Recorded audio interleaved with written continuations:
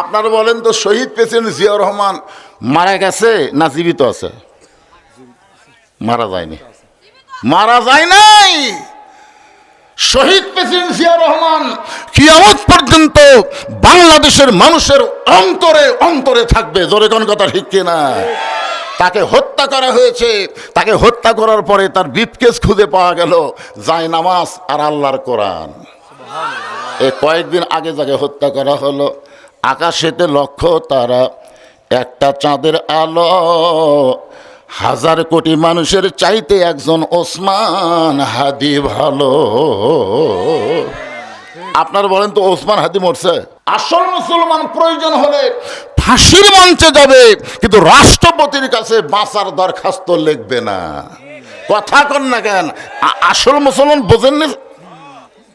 মতিউর রহমান নিজামীকে উকিল এসে বলতেছে, স্যার আপনি একটা দলের আমির, আপনি যদি রাষ্ট্রপতির কাছে বাঁচার দরখাস্ত লেখেন, রাষ্ট্রপতি দয়া করে যদি আপনার দরখাস্ত কবুল করে, তাহলে আপনার ফাঁসি কার্যকর হবে না। নিজামী সাহেব মুচকি মুচকি হাসতেছে। উকিল বলে, হাসেন কেন? বলে, হাসার কারণ হলো, তুমি যার কাছে আমাকে দরখাস্ত লিখতে বলতেছো, এরকম 3 জন রাষ্ট্রপতিকে আমি ক্ষমতার থাকা অবস্থায় মরা দেখছি। একটা হলো শেখ মুজিবুর রহমান, একটা শহীদ প্রেসিডেন্ট জিয়াউর রহমান, একটা হলো জিল্লুর রহমান। যারা ক্ষমতার থাকতে নিজেরাই মারা যায়, তাদের কাছে কোনো ইমানদার জীবন ভিক্ষা চাবে না। উকিল বলতেছে, তাহলে আপনার ফাঁসি হবে। মুচকি হাসিতে বলে, আমার ফাঁসি হবে, কিন্তু আমার মৃত্যু হবে না। উকিল কয়, কি কন? ফাঁসি হবে তো মৃত্যু হবে না কেন? সঙ্গে সঙ্গে আল্লাহর কোরআন তেলাওয়াত করতেছেন, ওয়ালা তাকুলু লিমান ইউকতালু ফি সাবিলিল্লাহি আমওয়াতুন বাল আহইয়াউ ওয়ালাকিন লা তাশউরুন। আল্লাহ রাস্তায় যাদেরকে অন্যায়ভাবে হত্যা করা হয়, আল্লাহ রাস্তায় যাদেরকে ফাঁসি দেওয়া হয়, তাদেরকে তোমরা মৃত্যু বলো না, আমি আল্লাহ বলতেছি তারা জীবিত। আপনারা বলেন তো, শহীদ প্রেসিডেন্ট জিয়াউর রহমান মারা গেছে না জীবিত আছে? মারা যায়নি, মারা যায় নাই। শহীদ প্রেসিডেন্ট জিয়াউর রহমান কিয়ামত পর্যন্ত বাংলাদেশের মানুষের অন্তরে অন্তরে থাকবে। জোরে কোন কথা ঠিক কিনা? তাকে হত্যা করা হয়েছে, তাকে হত্যা করার পরে তার ব্রিফকেস খুঁজে পাওয়া গেল, যায় নামাজ আর আল্লাহর কোরআন। এই কয়েকদিন আগে যাকে হত্যা করা হলো, আকাশেতে লক্ষ্য তারা, একটা চাঁদের আলো, হাজার কোটি মানুষের চাইতে একজন ওসমান হাদি ভালো। আপনারা বলেন তো, ওসমান হাদি মরছে? আমার গ্রামে এই কয়েকদিনের মধ্যে 2টা ছেলে আছে, 2 জনের নাম হচ্ছে ওসমান হাদি। দুধের নামে, উত্তর পাড়াতে একটা, দক্ষিণ পাড়াতে, 2টাই ওসমান হাদি। আমি কইলাম, কি আরে এ কি পাইলো? তার মানে বুঝাই দিল যে আল্লাহ রাস্তায় যাদেরকে হত্যা করা হয়, ওসমান হাদির প্রত্যেকটা ভিডিও দেখবেন, ও কিন্তু কার বিরুদ্ধে সবসময় কথা বলছে? বাংলাদেশের অধিপত্যের পক্ষে, বাংলাদেশকে যারা হরণ করতে চায়, ইনসাফ ভিত্তিক কথা বলেছে। জোরে কর কথা ঠিক কিনা? যার কারণে তাকে হত্যা করা হলে, একটু মনোযোগ দিয়ে শুনবেন। রাখাল বলতেছে, পথিক, ওমর ফারুক তার চিনে না, বলতেছে, পথিক তুমি যে আসল মুসলমান হও, তাহলে তুমি দুধ চাইছো কার কাছে? ওমর ফারুকের চোখ দিয়ে পানি পড়তেছে, আল্লাহ তোমার কোরআন যখন দুনিয়াতে চালু থাকবে, ওমর যদি ভুল করে, একটা রাখাল পর্যন্ত তার ভুল ধরবার পারবে। জোরে খান না সুবহানাল্লাহ। ওমর ফারুক বলে, রাখাল রে, আসলে চাওয়ার ব্যাপার আমার ভুল হয়ে গেছে। রাখাল বলতে, ভুলটা যখন স্বীকার করছো, তাহলে আল্লাহ তোমাকে তওবা করার সুযোগ দিছে। সুবহানাল্লাহ খান না কেন? ভুল স্বীকার করলে তওবা আছে না নাই? কি যারা ভুল বুঝবে তাদের আল্লাহ তওবা করার সুযোগ আছে না নাই? রাখাল বলতে, ভুলটা যখন স্বীকার করছেন, তাহলে আল্লাহ আপনাকে তওবা করার সুযোগ দিল। ওমর ফারুক বলে, রাখাল তাহলে আমি তওবা করতেছি। রাখাল বলে, আপনি মূর্খ মানুষ, আপনি তওবা কেমনে করবেন? আমি তওবা করাই, আপনি আমার সঙ্গে তওবা পড়েন। ওমর ফারুক বলে, রাখাল আমার মধ্যে মূর্খামির কি দেখলা? রাখাল বলতেছে, সবার ব্যাপারে যারা সতর্ক থাকে না, তারা হলো সব চাইতে বড় মূর্খ। সুবহানাল্লাহ কন না কেন? ওমর ফারুক বলে রাখাল আসলেই আমি মূর্খ, তাহলে তুমি আমাকে তওবা পড়ায় দাও। এবার রাখাল হযরত ওমরকে তওবা পড়াচ্ছেন। যারা এখনো মাগরিব এশার নামাজ না পড়া ওয়াজ শুনতেছেন, এখনো যারা মাগরিব এশার নামাজ না পড়ে ওয়াজ শুনতেছেন, আপনারা ফজর পর্যন্ত বাঁচবেন তার গ্যারান্টি আছে? এখান থেকে বাড়ি যাওয়ারই গ্যারান্টি নেই। তাহলে আপনি ইচ্ছা করে মাগরিব আর এশা বাদ দিয়ে ওয়াজ শুনতেছেন। আমি সবাইকে কিন্তু বলতেছি না, যারা পড়েনি তারকেও বলতেছি। কে রে ভাই, তাহলে এই মুহূর্তে তওবা করার দরকার আছে না নাই? তওবা করেন, আল্লাহ ফজর থেকে আর নামাজ বাদ দেব না। আল্লাহ বলে যত নামাজ না পড়ার পাপ হয়েছে এই তওবা করার সঙ্গে সঙ্গে আমি আল্লাহ তোমাকে মাফ করে দিলাম। এখন সবাই আমার সঙ্গে যারা পড়েছি, এখন অনেকে বলতে আমরা তো মাগরিব এশা পড়ছি হুজুর, যেভাবে পড়া দরকার হয়তো সেভাবে পড়তে পারি নাই। এদিন সকলে মিলে আমরা একটু তওবা করব। পিছনে যারা দাঁড়িয়ে আছেন বসেন ভাই, তওবার সময় বসা ভালো, বসেন না কেন? আরে হতে পারে আজকের মাহফিল আমাদের জীবনের হেদায়েত জান্নাত পাওয়ার ওসিলা। জোরে কোন কথা ঠিক কিনা? হতে পারে কি পারেন? এজন্য সবাই একটু আমার সঙ্গে পড়েন আস্তাগফিরুল্লাহ। পড়েন সবাই, পড়েন সবাই আস্তাগফিরুল্লাহ রব্বি মিন কুল্লি জামবি ওয়া তুবু ইলাইহি লা হাওলা ওয়ালা কুওয়াতা ইল্লা বিল্লাহিল আলিয়্যিল আযীম। ওমর ফারুক তওবা করার পরে বলতেছে, ও রাখাল ভাই, আল্লাহর হস্তে উটের এক পেয়ালা দুধ দাও। রাখাল মুসকে মুসকে হাসে। ওমর ফারুক বলে, রাখাল আবার হাসতেছে কেন? রাখাল বলতেছে, তওবা করার পরে তুমি আবার মুনাফিকি করলে। ওমর ফারুক বলতেছে, কি বললা? রাখাল বলতেছে, তওবা করার পরে আবার মুনাফিকি করলে। ওমর, এই রাখাল, মুখে যা আসে তাই বলিস মিয়া, আমার মধ্যে মুনাফিকের কি দেখলা? রাখাল বলতেছে, লিমা তাকুলু মা লা তাফালুন, তোমার মুখের সাথে মনের মিল নেই। তুমি চিন্তা করে বলো তো, আমি কি উটের মালিক? আমি যে উটের মালিক হইতাম তুমি আমাকে রাখাল বললা কেন? আর যখনই তুমি আমাকে রাখাল বলেছো তখন তোমার মন বলতেছে আমি উটের মালিক না। আর মালিক বাদ দিয়ে কেউ যদি রাখালের কাছে আল্লাহর হস্তেও চায়, রাখাল দিবার পারবে না। যার প্রমাণ আমি নিজে আপনার বাইকুল্লা টেস্ট থেকে কেবল নামছি, ইতিমধ্যে এক লোক 100 টাকার কর করা নোট আমার হাতত দিয়ে হুজুর দোয়া করেন, হুজুর আল্লাহর হস্তে একটু দোয়া করেন। আমি কি দোয়া বাবা? টেকা দেখে তো খুব ভালো লাগে, চকচকা টেকা তো পকেটের থেকে বলতে কী দোয়া? হুজুর আমার বইয়ের পেটে একটা বাচ্চা আছে, আপনি দোয়া করেন আল্লাহ যেন পুত্র দেয়। এমন দোয়া আমার কাছে আছে। আমাকে আল্লাহ 3টা মেয়ে দিছে, এখন পর্যন্ত আমার ছেলেই নেই। আমি চিন্তা করে দেখলাম আমার দোয়া যদি পুত্র হতো তাহলে আল্লাহ আমাকে একটা দিত। ওই তো আর আমার খবর জানে না। আমি পকেটটা 200 টাকা বের করে দিয়ে দিলাম। বললো হুজুর আমি তো টেকা চাইনি, দোয়া চাইছি। আমি বললাম পাগলা, তুইও যা আমিও তাই।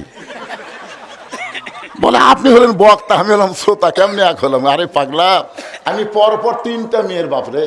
প্রথম মেয়ে হওয়ার পরে বড় যখন বইয়ের পেটে বাচ্চা আছে, আমি আল্লাহর কাছে দোয়া করলাম আল্লাহ একটা পুত্র দাও, আবার আল্লাহ কন্যা দিছে। পরে আবার যখন পেটে বাচ্চা আসলো তখন একই দোয়া করলাম, কিন্তু কাম হয়নি। তখন কয় হুজুর তাহলে আপনি টাকা আপনি না, আমারটা আমাকে দেন। ওরে যখন 100 টাকা দিছি, মারতেছে দৌড়। আমি হাত ধরে বললাম কোথায় যাবি? বলে ওই হুজুরের কাছে যাবো যার বেটা ছাওয়াল আছে। আমি বললাম কোনো হুজুরের কাছে না, কোনো পীরের কাছে না, কোনো মাদারে না, পাবার যদি চাও তাহলে মালিকের কাছে চাও। রাখাল হযরত ওমরকে বলে, পথিক সত্যি যদি উটের এক পেয়ালা দুধ আল্লাহর হস্তে পাওয়ার চাও তাহলে এখান থেকে মালিকের বাড়ি হলো 10 মাইল দূরে। ওই মালিকের বাড়ির দরজা গিয়ে বলে, মালিক তোমার রাখাল উট আর দম্বা চড়াই, তুমি মালিক যদি হুকুম দাও তাহলে রাখাল আল্লাহর হস্তে উটের এক পেয়ালা দুধ দেবে। ওমর ফারুক বলে, রাখাল ভাই অত দূর কষ্ট করে মালিকের বাড়ি যাওয়ার দরকার নাই, বরং তোমাকে 2টা টাকা দিলাম, এই 2টা টাকার বিনিময়ে তুমি উটের এক পেয়ালা দুধ দাও। রাখাল মুসকি মুসকি হেসে বলে, পথিক তুমি কি হযরত উমরকে চেনো? রাখাল হযরত উমরকে বলতে, পথিক তুমি কি হযরত উমরকে চেনো? যে উমর আল্লাহর কোরআন দিয়ে রাষ্ট্র চালায়, সে উমরের গুপ্ত বাহিনী যদি দূর থেকে দেখবার পাই, তুমি আমাকে 2 টাকা ঘুষ দিছ, আর মালিক বাদ দে তোমাকে উটের এক পেয়ালা দুধ দিলাম, তাহলে তোমাকেও ধরবে আমাকেও ধরবে। এই বুড়া বয়সে কি তুমি ধরা পড়বার চাও? ওমর ফারুক বলে, রাখাল ভাই তাহলে চলো পাহাড়ের গুহার মধ্যে যাই, এই গুহার মধ্যে গিয়ে গোপনে তোমাকে 2 টাকা দেব, আর তুমি গোপনে উটের 1 পেয়ালা দুধ দিবে, তোমার মালিকও জানতে পারবে না, ওমরের গুপ্ত বাহিনী ধরতে পারবে না। রাখাল চিল্লায় বলে, তুমি ভণ্ড, তুমি ভণ্ড, তুমি ভণ্ড। ওমর ফারুক বলে, রাখাল আমার মধ্যে ভণ্ডামির কি দেখলা? রাখাল বলে, পথিক পাহাড়ের গুহার মধ্যে দেওয়া না করলে ওমরের গুপ্ত বাহিনী দেখতে পাবে না, আমার মালিক জানতে পারবে না, কিন্তু রাখালের আল্লাহ সব দেখতে পায়। ওমর ফারুক 1 দৌড় পাহাড়ের পাদদেশে গিয়ে 2 রাকাত সালাতুশ শুকর নামাজ পড়ে বলতেছে, আল্লাহ তোমার কোরআন এত সুন্দর, তোমার কোরআন যখন দুনিয়াতে চালু থাকবে তখন কেউ না দেখলো আল্লাহ দেখতেছে, এই বিশ্বাস প্রত্যেকটা মুসলমানের কলিজার মধ্যে থাকবে। কেউ না দেখলো দেখতেছে কে? আল্লাহ। আমি এতক্ষণ রাখাল দেখিনি আল্লাহ, আমি রাখালের মধ্যে তোমার কোরআন শরীফ দেখতে পাইছি আল্লাহ। আসলে কোরআন তো কাগজে লেখা কিতাব না, কোরআন হলো বাস্তব, যখন কোরআন অনুযায়ী মানুষ চলবে। আল্লাহ তোমার কোরআন এত সুন্দর। এই বলে ওমর যখন কাঁদতেছে, পিছনে রাখাল এসে বলতেছে, পথিক কান্দে লাভ নাই, তুমি যতই কান্দো তোমাকে উটের দুধ আমি দিবার পারলাম না। ওমর ফারুক বলে, রাখাল ভাই উটের দুধের কোনো দরকার নাই, বরং তোমার কাছে আমি জানতে চাচ্ছি, তুমি না দেখা আল্লাহকে কলিজার মধ্যে জায়গা দিয়ে তুমি যে আল্লাহর কোরআন অনুযায়ী চলতেছ, এর বিনিময়ে তোমার চাহিদা কি? রাখাল বলতেছে, আমার চাহিদার কথা শুনে তোমার লাভ কি? ওমর ফারুক বলতেছে, ভাইজান তোমার ভালো কোনো বাড়ি নেই, ভালো কোনো চাকরি নেই, ভালো কোনো খাওয়া নেই, তুমি উর্দম্বা সরাও রোদে পুড়ে পড়ে, এরপরেও তুমি আল্লাহর কোরআন অনুযায়ী চলতেছো, এর বিনিময়ে তোমার চাহিদা কি? সঙ্গে সঙ্গে রাখাল চোখের পানি বের করে বলে, পথিক আমার চাহিদার কথা যখন শুনতে চাও, আমার চাহিদা হলো রব্বানা আতিনা ফিদ দুনিয়া হাসানাতাও ওয়া ফিল আখিরাতি হাসানা ওয়া কিনা আযাবান্নার। ওমর ফারুক বলে, পাগল আমি হলাম মূর্খ, আমি মূর্খ, তুমি যে চাহিদার কথা কোরআনের আয়াত দিয়ে বললে আমি তো বুঝবার পারলাম না। রাখাল বলতেছে, তুমি আসলেই মূর্খ। আরে পাগলা, এই আয়াতের মধ্যে আমি 2টা চাহিদার কথা বলছি। 1 নম্বর চাহিদা হলো আতিনা ফিদ দুনিয়া হাসানা, 2 নম্বর চাহিদা হলো অফিল আখিরাতি হাসানা। আমার দুনিয়ার চাহিদা হলো মহামানব হযরত উমরকে আমি 1 নজর দেখতে চাই, যে উমর আল্লাহর কোরআন দিয়ে রাষ্ট্র চালানোর কারণে আমার মতন রাখাল না দেখে আল্লাহকে কলিজার মধ্যে জায়গা দিবার পারছি, সেই হযরত উমরকে যদি একটা বার দেখতে পাইতাম তাহলে আমার দুনিয়ার জীবন আল্লাহ শান্তিময় করে দিত। রাখালের 1 নম্বর চাহিদা কি দেখবে? হযরত উমর মানে একজন ভালো নেতা দেখা। কি দেখা? আপনারা কি দেখবার চান? ভালো নেতা বাংলাদেশে দেখবার চান? কথা কর না কেন চান? ভালো নেতা দেখবার গেলে একটু মনোযোগ দেন। রাখাল বলতেছে, আমার 2 নম্বর চাহিদা হলো আমি রাখাল যখন মরে যাব, প্রথম রাখালকে আল্লাহ যেন জান্নাত দেয়। ওমর ফারুক 1 দৌড়ে গিয়ে রাখালের হাতটা আমার দিকে তাকান, এভাবে খপ করে ধরছে, ধরেই 3 বার চুমা খাচ্ছে। রাখাল বলতেছে, পাগল নাকি, আমার ঘামা হাতে তুমি 3 বার চুমা দিলে। ওমর ফারুক বলে, রাখাল ভাই 2 নম্বর চাহিদা আল্লাহ তোমার পুরা করছে, মরার সঙ্গে সঙ্গেই আল্লাহ তোমার জন্য 8টা জান্নাতের দরজা খুলে দিবে। আপনারা তো সুবহানাল্লাহ বলেন, কিন্তু রাখাল সুবহানাল্লাহ কয় না। ওমর ফারুক বলে, রাখাল তোমার 2 নম্বর চাহিদা আল্লাহ পুরা করছে, মরার সঙ্গে সঙ্গে আল্লাহ তোমাকে জান্নাত দিবে। রাখাল সুবহানাল্লাহ কয় না। ওমর ফারুক বলে, রাখাল মরার সঙ্গে সঙ্গে আল্লাহ তোমার জান্নাত দিবে, তুমি সুবহানাল্লাহ কও না কেন? রাখাল বলতেছে, মরার পরে আল্লাহ আমাকে জান্নাত দিবে, এই বাকি কথা শুনে আমি সুবহানাল্লাহ কই না। ওমর ফারুক বলে, তুমি তাহলে কি শুনবার চাও? রাখাল বলতেছে, আমি হযরত উমরকে একবার দেখবার চাই, সে নগদ কথা বলতে তোমার কোন জাকাত বাজে? মরে গেলে জান্নাত, এ কথা সবাই বলবার পারে, কারণ মরে গেলে জান্নাত এটা নগদ না বাকি। কিন্তু হযরত উমরকে 1 নজর দেখতে পাবো, এই নগদ কথা বলতে তোমার কোন জায়গায় বাজে? ওমর ফারুক চিন্তায় পড়ে গেলেন, আমি যে ওমর, এটা রাখালকে কেমনে বলবো? যে রাখাল আমাকে তওবা পড়াইছে, যে রাখাল আমাকে ভণ্ড কইছে, যে রাখাল আমাকে মুনাফিক কইছে, এখন যদি বলি আমি ওমর, বলাও সারা, রাখাল হাত ফেল করে মরাও সারা। এ জায়গাত কোনো গল্প চলবি না বাবা। কি সাউন্ড ঠিকই আছে? একটু কান ফেলে শোনেন, মনোযোগ দিয়ে শোনেন, বুঝলেন? মনোযোগ না দিলে তো। খুব খেয়াল করবেন, যে রাখাল হযরত ওমরকে তওবা পড়াইছে, জোরে কোন কি পড়াইছে? যে রাখাল হযরত ওমরকে মুনাফিক কইছে, যে রাখাল হযরত ওমরকে ভণ্ড কইছে, এখন যদি বলি আমি ওমর, বলাও সারা, রাখাল হার্ট ফেল করে মরাও সারা। ওমর ফারুক যে রাস্তা দিয়ে যায়, ওই রাস্তা দিয়ে শয়তান কয়দিন যায় না? ওমর ফারুকের চেহারার মধ্যে ভয় আছে না নাই? শয়তান দেখলে পালা যায়। এখন যদি বলে রাখাল আমি ওমর, বলাও সারা, রাখাল হার্ট ফেল করে মরাও সারা। ওমর ফারুক চিন্তায় পড়ে গেলেন, আমি কি করব? এমন সময় আল্লাহর কোরআন বলতেছেন, উদউ ইলা সাবিলি রব্বিকা বিল হিকমাহ। ওমর, ডাইরেক্ট যদি বলবার না পারো তাহলে তুমি হিকমত অবলম্বন করো। ওমর ফারুক বলে, রাখাল ভাই, সত্যিই যদি ওমরকে দেখবার চাও তাহলে তোমাকে ফজরের নামাজ সামনে কাতারে আদায় করা লাগবে। ফজর যদি সামনে কাতারে আদায় করতে পারো, মেহরাবের দিকে লক্ষ্য করে দেখবে যেই মানুষটা ইমামতি করতেছে ওই মানুষটি হলেন হযরত ওমর। আল্লাহর কোরআন দিয়ে যখন বাংলাদেশ চলবে, তখন প্রত্যেকটা এমপিকে ওই এলাকার বড় মসজিদের ইমামতি করার যোগ্যতা থাকা লাগবে।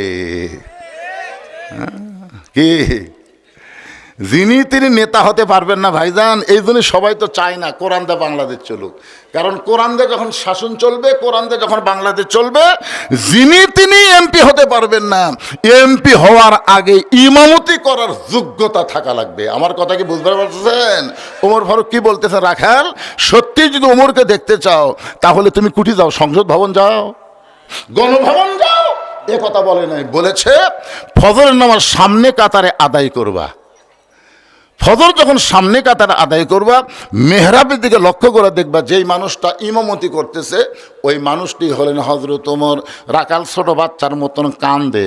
ওমর ফারুক বলে, রাখাল কান্দো কেন? বলে, কান্দার কারণ হলো আমি বারান্দাত নামাজ পড়ি, আমি মসজিদের ভিতরে কোনোদিন ঢোকার সাহস পাই না। মসজিদের মধ্যে দামি দামি সাহাবি, ওই দামি দামি সাহাবির মধ্যে আমি রাখাল কেমনে যাই? ওমর ফারুক চোখের পানি বের করে বলতে, রাখাল ভাই, তুমি বারান্দায় নামাজ পড়ো, তুমি কম দামি, আর মসজিদের মধ্যে নামাজ পড়ে এরা বেশি দামি। এই উল্টা কথা তোমাকে বুঝালো কে? আপনারা খেরের উপর বসে ওয়াজ শুনতেছেন আর আমি চেয়ারে বসে ওয়াজ করতেছি। আমি দামি, আপনারা কম দামি, এই কথা আপনাদের কে বুঝাইলো? হাসরের ময়দানে হয়তো দেখা যাবে অনেক বক্তাকে আল্লাহ তক্তা বানায় জাহান্নাম দিবে, আবার অনেক শ্রোতাকে আল্লাহ বিনা হিসাবে জান্নাত দিয়ে দিবে। তাহলে এখানে দামি আর কম দামি, তুমি বারান্দায় নামাজ পড়ো, তুমি কম দামি, আর ভিতরে যারা নামাজ পড়ে এরা বেশি দামি, এই কথা তোমার কে বুঝাইলো? বরং আল্লাহ কোরআনে বলেছেন, ইন্না আকরামাকুম ইনদাল্লাহি আতকাকুম। ওই ব্যক্তি সবচাইতে দামি হয় যার কলিজার ভিতরে আল্লাহর বেশি ভয়। সত্যিই যদি ওমরকে দেখতে চাও তাহলে ফজরের নামাজ সামনে কাতারে আদায় করা লাগবে। এখন কি করবা কও? রাখাল বলতেছে, তাহলে আজকে ঈশার নামাজ পড়ে বাড়ি যাব না। ওমর ফারুক বললেন, কেন? রাখাল বলে, ঈশা পড়ে যদি বাড়ি যাই আর ফজর যদি সামনে কাতারে না পাই, এই জন্যই ঈশা থেকেই ফজর সামনে কাতারে ধরার চেষ্টা করা লাগবে। ওমর ফারুক বললেন, রাখাল তুমি বলো তো 5 ওয়াক্ত নামাজের মধ্যে 3 ওয়াক্ত তাড়াতাড়ি, আসর, মাগরিব, এশা, কিন্তু এশা থেকে ফজর অনেক সময়, আবার ফজর থেকে জোহর অনেক সময়, এই 2 নামাজের বেশি সময় হওয়ার কারণ কি? রাখাল বলতেছে, আমি তো জানি না। ওমর ফারুক বললেন, তাহলে শোনো, ফজর থেকে জোহর আল্লাহ লম্বা সময় দেওয়ার কারণ হলো এই সময় ব্যবসা বাণিজ্য করবা, খেতে খামারে কাজকাম করবা, চাকরি বাকরি করবা, এইগুলো করতে গিয়ে তোমার দেহের যে ক্ষয় হবে, এশা থেকে ফজর আল্লাহ লম্বা সময় দিছে, এই লম্বা সময়ের মধ্যে তুমি ঘুম পারলে আল্লাহ তাআলা তোমার এই দেহের ক্ষয়টা এই ঘুমের মধ্যে আল্লাহ পুরা করে দিবে। তাহলে এশা থেকে ফজর তুমি যে সামনে কাতার ধরবার চাচ্ছা, যদি ঘুম ধরে, রাখাল বলতে ঘুম যদি ধরে তাহলে মসজিদের মধ্যেই ঘুমিয়ে যাবো। যেই বলছে মসজিদের মধ্যে ঘুমাবো, উমর ফারুকের চেহারা রক্তের মতন লাল হয়ে গেছে। এই রাখালেই মসজিদের মধ্যে ঘুম পাড়ার দলিল দে। তুই তো মসজিদে ঘুম পাড়বি, তার একটা দলিল থাকা লাগবে না? আরে ঘুম পাড়া তো দলিল কথা। ওরা সবাই নামাজ পড়ে বেড়ে গেছে, এরা 3 জন 4 ফ্যান দিয়ে গল্প করতেছে। 1-1 ঘন্টা হয় এরকে গল্প বন্ধ হয় না। তো ফেরেশতারা বলতেছে আল্লাহ সবাই নামাজ পড়ে বাড়িতে গেল, এরা 3 মুসল্লি 4 ফ্যান দিয়ে গল্প করতেছে, এর কি রেজাল্ট কি? আল্লাহ বলতেছে গল্প করার সময় এদের মাথার উপর যতক্ষণ ফ্যান ঘুরিছে, এই ফ্যানের কারেন্টের বিল এই 3 জন আলাদাভাবে না দেওয়া পর্যন্ত জান্নাতে যাওয়ার পারবে না। কারণ মসজিদ ওর বাপের ঘর না, ইচ্ছা মতো ফ্যান ঘুরাবি। জোরে কথা কর না কেন ভাই, কথা কর না কেন? কি ছোটোবেলার দেখছি, ছোটোবেলায় আমি দেখছি কোনো লোক যদি কাঁচা পেঁয়াজ খায়, আগে তো পান্তা ভাত বেশি খাচ্ছিল, তো দুপুরে তো চাউলের দাম বেশি, পান্তা খাইয়া বুঝলেন ওই জগন্নাথ পোড়ার কাছে ওর মুখ দেখালে পেঁয়াজের গন্ধ বাড়াচ্ছে মানুষ নামাজ পড়তে পড়তে। এই তুই জানিস না কাঁচা পেঁয়াজ কাঁচা রসুন খায় মসজিদে আসলে ফেরেশতারা কষ্ট পায়। এই জন্য আগে কেউ কাঁচা পেঁয়াজ কাঁচা রসুন খায় মসজিদে যায়নি, কি বলতেছেন? কিন্তু এখন থেকে মসজিদের মধ্যেই পেঁয়াজ কাটে মুড়ি মাখতেছে। হ্যাঁ, মসজিদের মধ্যে খুচখুচ করে পেঁয়াজ কাটতেছে। আগে পেঁয়াজ খাইয়াই যায়নি, এখন পেঁয়াজই করতেছে, মানে মসজিদের বাপের রান্নাঘর। কথা বল না কেন? আর মসজিদের সবচাইতে খারাপ পরিবেশ করলো এই সিয়ার পার্টিরা। ধর এখন কি পার্টি? সিয়ার পার্টি। এই সিয়ার পার্টিরা। আপনি বলেন তো বাড়িতে নামাজ পড়লে কয় গুণ সওয়াব? কয় গুণ? 1 গুণ। আর মসজিদে নামাজ পড়লে 27 গুণ। কি একলা একলা পড়লে দিবি না জামাত করে পড়া লাগবে? তো জামাত করে পড়বার গেলে কাতার হেঁকা মেঁকা করে পড়লে হবে না কাতার সোজা করে পড়া লাগবে? কাতার সোজা করার নিয়ম হলো পায়ের গোড়ালির সঙ্গে গোড়ালি মিল করে কাতার সোজা করা লাগবে। আল্লাহ রাসূল যতক্ষণ পর্যন্ত কাতার সোজা না হয়েছে ততক্ষণ রাসূল ইমামতি শুরু করেনি। এখন আপনার কাতারের মধ্যে যদি একটা চেয়ার থাকে, তাহলে বলেন তো যেই লোকটা চেয়ারে বসলো তার পায়ের গোড়ালির সঙ্গে আপনার গোড়ালি মিল খেলো, তাহলে 27 গুণ সওয়াবকে আপনার চান না? 27 গুণ সওয়াব যদি চান তাহলে আপনার কাতার থেকে চেয়ারটা টুস করে পিছনের কাতারে দেন। পিছনের কাতারের লোকেরা যদি 27 গুণ সওয়াব পায় তাহলে আস্তে করে চেয়ারটা 3য় কাতারে দেন। 3য় কাতারের লোক যদি 27 গুণ সওয়াব পায় আসলকে চেয়ারটা 4র্থ কাতারে দেন। একসময় 27 গুণ সওয়াবের আশায় একটা চেয়ারও মসজিদের মধ্যে থাকবি না, সব চেয়ার বারান্দার যাবি। জোরে কথা কন না কেন ভাইজান?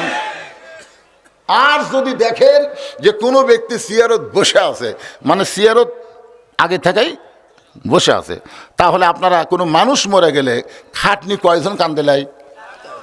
মনে করবেন যে লোকটা চেয়ারত বসে আছে ওই মরে গেছে, মনে করবেন ওই মরে গেছে, খাটনি লাশ মনে করে 4-5 জন ধরে আস্তে করে বারান্দার থেকে আসবেন। কারণ নামাজের ভিতরে বাহিরে যে 13টা ফরজ আছে তার মধ্যে একটা ফরজ হলো দাঁড়িয়ে নামাজ পড়া। বসে থেকে নামাজ শুরু করা যাবে না। জামাতে নামাজ পড়লে দাঁড়িয়ে নামাজ পড়া লাগবে। হুকুম কার? জোরে বলেন হুকুম কার? আল্লাহ কোরআনে ডাইরেক্ট বলেছেন কুমু লিল্লাহি কানিতিন, দাঁড়াও দাঁড়াও, আনুগত্য নিয়ে আল্লাহর জন্য দাঁড়াও। তুমি হেঁটে হেঁটে মসজিদে এসে তুমি চেয়ারে বসে ভাক্কা শুরু করছো। তোমাকে যদি শান করে মসজিদে আনতো সেটা ভিন্ন কথা। তুমি বাজার করে হেঁটে হেঁটে 10 কেজি ব্যাগলে গোটা এলাকা ঘুরে ঘুরে বাজার করতেছে, আর মসজিদে আমার সিয়ার কুটি রে, আর সিয়ার কুটি রে। শোনেন, যে লোকটা চেয়ারে নামাজ পড়বে দাঁড়ায় নামাজ পড়তে পারবে না, সে বাড়িতে নামাজ পড়বে। কারণ তার জামাতে নামাজ পড়া দরকার নাই। লা ইউকাল্লিফুল্লাহু নাফসান ইল্লা উসআহা। আল্লাহ কোরআনে বলেছেন তোমার কষ্ট হবে এমন কিছু আমি আল্লাহ তোমাকে দেই নাই। যদি দাঁড়াবার না পারো বসে নামাজ পড়ো, বসেও যদি না পারো শুয়ে থাকা নামাজ পড়ো, শুয়ে থাকাও যদি না পারো ইশারার দ্বারা পড়ো। যতক্ষণ তুমি দাঁড়ায় নামাজ পড়তে পারবা ততক্ষণ জামাতে পড়বা, আর যতক্ষণ দাঁড়াবার পারবা না ততক্ষণ তুমি একা একা নামাজ পড়বা, তোমার জামাতে নামাজ পড়া দরকার নাই। আমার কথা কি বুঝবার পারলেন? ওমর ফারুক বলে রাখাল আজানের গুরুত্ব দিও। 5 ওয়াক্ত নামাজের মধ্যে সবচাইতে গুরুত্বপূর্ণ আজান হলো কোন নামাজের আজান? কেরে যুবক ছেলেরে কথা বলো নাকি বাবা? একটা পর্যন্ত মোবাইলের ফেসবুক চালাও, ফজরের আজানের মধ্যে একই শব্দ অন্য আজানে নাই, বেশিবার বলে, 2 বার একই শব্দ যেটা অন্য আজানে নাই, ফজরের আজানে মুয়াজ্জিন বলে। এই শব্দ তোমাকে জানা আছে? কি শব্দ? আপনি যুবক তাই আমি এই ফেসবুক আলা করে বলতেছি, কথা কর না কেন? যুবক শোনো, বুড়ো বয়সে নামাজ ধরে কোনো লাভ হবে না। নামাজ হচ্ছে যে কয়টা ঘুরতেছে, দেখছেন দেখছেন দেখছেন।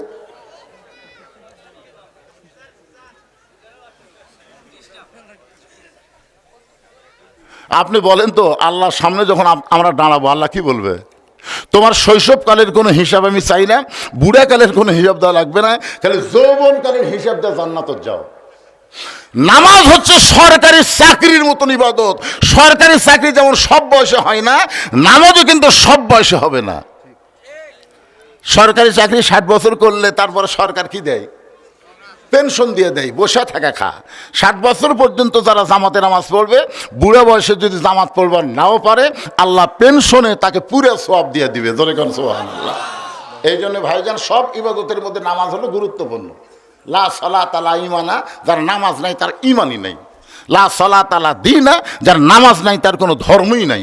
বাইনাল আবদি ওয়াল কুফরি তারকুস সালাত, বান্দা কাফিরের মধ্যে পৃথক করার জিনিসটার নামই হলো নামাজ। একটু মনোযোগ দিয়ে শুনবেন। ওমর ফারুক বললেন, আজানের গুরুত্ব দিও। এতদিন রাখাল নামাজ পড়েছে বারান্দায়, আজকে নামাজ পড়বে সামনে কাতারে।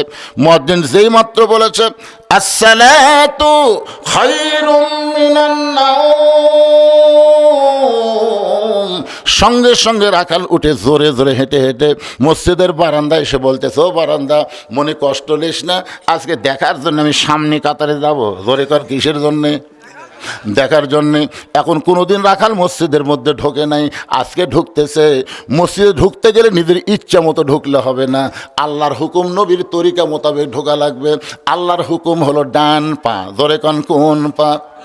নবীর তরিকা হলো মুখ বন্ধ করে ঢুকলে হবে না, জবান খুলে একটা দোয়া পড়া লাগবে, আল্লাহুম্মা আফতাহলি আবওয়াবা রহমাতিক। রাখাল ডান পায়ে দোয়াটা পড়ে মসজিদের মধ্যে ঢুকে যখন সামনে কাতারে যাবার চায়, প্রত্যেকটা সাহাবী নড়ে সরে রাখালকে যাওয়ার রাস্তা করে দেয়। রাখাল মনে মনে কয়, আল্লাহ রে, বারান্দার থেকে এতদিন কি ভাবলাম, বারান্দার থেকে মনে করছিলাম ভিতরে দামি দামি, কিন্তু আজকে ভিতরে ঢুকে দেখতেছি আমিও যাই, এরাও তাই। এটা কিন্তু ভিতরে না ঢুকলে বোঝা যাবে না। আপনারা 10 দল 14 দল যত দলই করেন, মসজিদের মধ্যে ঢুকে দেখেন দলাদলি থাকবে না। আমি নিজের চোখে দেখছি, আওয়ামী লীগ, বিএনপি, জাতীয় পার্টি কাতার সোজা করছে। কি সোজা করছে? 3 দল মিলে কাতার সোজা করছে। এখন কাতার সোজা করে দেখে হুজুর নেই। কি নাই? কে রে, আমরা তো 3 দল কাতার সোজা করলো রে, কিন্তু সামনে কে যাবি রে? ওরা খুব তাকাতাকি করে দেখে পিছনে একটা জামাত ইসলাম খাড়া হয়ে আছে। কে খাড়া হয়ে আছে? জামাত ইসলাম হুজুর। তখন আওয়ামী লীগের নেতা বলতে, হুজুর পিছনে কে, সামনে যান হুজুর। তখন বলতে, ভাই রে, আপনারা তো একজন স্বাধীনতার স্থপতি, একজন স্বাধীনতার ঘোষক, আর একটা চাচার দল যে হারে কাতার সোজা করলেন, আমি তো যুদ্ধ অপরাধী ভাই, আমি কেমনে সামনে যাই? আমরা এটা বাইরের কথা, ভিতরে কও কেন? আমি আওয়ামী লীগ, ওই বিএনপি, জাতীয় পার্টি, এটা হলো বাইরের কথা। ভিতরের কথা আমরা সবাই ভাই ভাই, আমাদের মধ্যে কোনো তফাৎ নাই, একসঙ্গে কাতার করতে চাই। ধরে সুবহানাল্লাহ। এটা মসজিদের ভিতরে না গেলে বুঝতে পারবেন না। এসপি সাহেব দাঁড়ায় দেখে সামনে কাতারে এখন পর্যন্ত একটা মুসল্লি লাগবে, সামনে কাতার পুরা হতে একটা মুসল্লি লাগবে। এখন একটা মুসল্লি কোথায় পাই? এসপি তাকায় দেখে চকিদার দরজার দাঁড়ায় আছে। চকিদার মসজিদের দরজার দাঁড়িয়ে আছে। এসপি ডাকতেছে, আয় আয়। চকিদার বলে, না স্যার, আপনি এসপি, আমি চকিদার। এসপি বলে, পাগলা, ওটা বাইরের কথা। আমি এসপি, তুই চকিদার, এটা বাহিরের কথা, ভিতরের কথা, আয়। চকিদারের ভয়ে যখন যায় না, এসপি নিজেই কাতার ছেড়ে এসে চকিদারের হাত ধরে বলতে, তোকে ডাকি, তুই যাস না কেরে? এই তুই যাস না কেরে? বলে, আপনি এসপি স্যার, আমি চকিদার। আরে পাগলা, ওটা বাইরের কথা, আমি তো বলতেছি আমি এসপি, তুই চকিদার, ওটা বাইরের কথা, ভিতরের কথা তা না। চকিদার কয়, হুজুর স্যার ভিতরে আসিস না কেন? ভিতরে নিয়ে যায়, বলে আমার পায়ের গোড়ালির সঙ্গে গোড়ালি মিল করে খাড়া হও। চকিদার বলতে, স্যার আমার গোড়া কিন্তু ফাটা, আপনার গোড়া তেল তেলা, যদি নামাজের কারণে হঠাৎ ভীষণ লাগে, হঠাৎ যদি লেগে যায়, মানে দুইজন কোথায় সেদের কাছে পাওয়া যায়, ফটকার পাওয়াত লাগিছে। এসপি বলতেছে পাগলা ফাটা তেলতলায় এক করাই হচ্ছে নামাজ, ধরে খান সুবহানাল্লাহ। ছোট বড় ধনী গরিব কালো ফর্সা এক করার জন্যই হলো জামাত, জোরে খান না সুবহানাল্লাহ। এতদিন রাখাল বারান্দায় নামাজ পড়েছে, আজকে ভিতরে ঢুকে দেখতেছে প্রত্যেকটা সাহাবী যখন রাখালকে সামনে যাওয়ার রাস্তা করে দেয়, রাখাল যাইতে যাইতে একেবারে সামনে কাতারে মেহরাব বরাবর, সামনে কাতারে মেহরাব বরাবর দাঁড়ায় রাখাল ফজরের 2 রাকাত সুন্নত নামাজ আদায় করেছে। ফরজের আগে 2 রাকাত সুন্নত আছে না নাই? সর্বসাকুল্যে 12 রাকাত সুন্নত আপনাদের পড়তে হবে। 17 রাকাত হলো ফরজ আর 12 রাকাত হলো সুন্নত। ফজরের আগে হলো 2 রাকাত সুন্নত, জোহরের আগে 4, পরে 2, মোট 6 রাকাত। আসরের কোনো সুন্নত না পড়লেও চলবে, মাগরিবের পরে 2 রাকাত সুন্নত, এশার পরে 2 রাকাত সুন্নত, এই সর্বসাকুল্যে 12 রাকাত। আল্লাহ রাসূল বলেছেন ফজরের পূর্বে যে 2 রাকাত সুন্নত আদায় করা হয়, আসমান জমিন বিক্রি করে দিলেও ওই 2 রাকাত সুন্নতের সমান হবে না। এখন বলেন ফজরের ফরজের আগে 2 রাকাত সুন্নতের দাম কম না বেশি? রাখাল 2 রাকাত সুন্নত নামাজ আদায় করে চুপ করে বসে আছে, মনের মধ্যে বড় আশা, আজকে জীবনের আশা পূরণ হবে, আজকে দেখব, প্রাণ ভরে দেখব, হয়তো ওমরকে আমি প্রাণ ভরে আজকে দেখব, এই মনে করে রাখাল বসে আছে। ইতিমধ্যে একজন সাহাবী মসজিদের মধ্যে ঢুকে দেখে জায়গা নেই, মানে জায়গা আছে কিন্তু ওই সাহাবীর জায়গা নাই। ওই সাহাবীর নাম হলো ওসমান গনি, জোরে কর নাম কি? ওসমান গনি। কয় কিনা আমার জায়গা ধরে কে বসে আছে রে? আপনারা বলেন তো, মসজিদের মধ্যে শুধুমাত্র ইমাম ছাড়া অন্য কারো জায়গা নির্দিষ্ট? তাহলে ওসমান গনি কোন অধিকারে বলতেছে যে আমার জায়গা ওটা কে বসে আছে? এইটা বলার পিছনে কারণ হলো আল্লাহর নবী। আল্লাহর নবী বলেছেন আমি যতদিন ইমামতি করব, আমি বরাবর যিনি পিছনে থাকবে তার নাম হলো হযরত আবু বকর। আবু বকর যখন ইমামতি করবে, আবু বকর বরাবর যিনি পিছনে দাঁড়াবে তার নাম হলো ওমর। ওমর যখন ইমামতি করবে, ওমর বরাবর যিনি পিছনে দাঁড়াবে তার নাম হলো ওসমান। ওসমান যখন ইমামতি করবে, ওসমান বরাবর পিছনে যিনি দাঁড়াবে তার নাম হলো হযরত আলী। আলী যখন ইমামতি করবে, আলী বরাবর পিছনে। নবী আর কারোর নাম বলে না, শুধু বলতেছেন আলী বরাবর পিছনে। সাহাবীরা বলে রাসূলুল্লাহ হযরত আলী বরাবর পিছনে কে দাঁড়াবে? রাসূল বললেন মা ইয়ান্তিকু আনিল হাওয়া ইন হুয়া ইল্লা ওয়াহয়ুন ইউহা। আমি নবী ততক্ষণ বলতে পারি না যতক্ষণ আল্লাহ আমাকে না বলায়। এই পর্যন্তই হলো খোলাফায়ে রাশেদিন। তাহলে হযরত ওমর যখন ইমামতি করবে, ওমর বরাবর পিছনে কে দাঁড়াবে? একেবারে মনে থাকেন আপনাকে কে দাঁড়াবে? ওমর যখন ইমামতি করবে, ওমর বরাবর যিনি পিছনে দাঁড়াবে তার নাম হলো ওসমান। কিন্তু আয়েশা থেকে জায়গা দখল। আল্লাহ রাসূল বলেছেন আল হায়াউন ওসমান। ওসমানের আবার শরম বেশি। যে লোকটার শরম বেশি ওই কিন্তু নরমও বেশি। ওসমান গনি চিন্তা করছে বসে যখন আছে অসুবিধা কি? ওসমান গনি কাছে এসে দেখে রাখালের পাশে ফাঁকা জায়গা। ওই ফাঁকা জায়গার মধ্যে ওসমান গনি 2 রাকাত ফজর সুন্নত নামাজ আদায় করার পরে রাখালের দিকে 3 বার তাকাইছে। জোরে কোন কয়বার? মানে শরম তার বেশি, তাই তো আর টর্চ লাগে তাকে পারে না, মানে এরকম থেকে রাখাল খুব খেয়াল করতেছে। একবার আমাকে দেখলো, আবার দেখতেছে। আমি গরিব মানুষ দেখে পছন্দ করতেছে না নাকি রে? আমি বারান্দাত নামাজ পড়ে আজ ভিতরে আছি দেখে মশান মারতেছে নাকি? বুঝতেছেন না মূর্খ লোকের কত চিন্তা। আমি মূর্খ লোকের দিকে তাকায় খেপে দেবে। মানে একদিন এক অটো ভ্যানে তার হুক আমার এই গাড়ির সাথে বেঁধে দিবি, রাস্তা অটো তো ওই ইচ্ছা করলে চাকা নামার পারে, কিন্তু নামে ওই পাকার ওপর দিয়ে আসতেছে। আমার ড্রাইভারকে বললাম ভাই নামে দে, কারণ অটো কিছু হলে আমার তা জরিমানা নিবি। জোর এখন কথা ঠিক কিনা?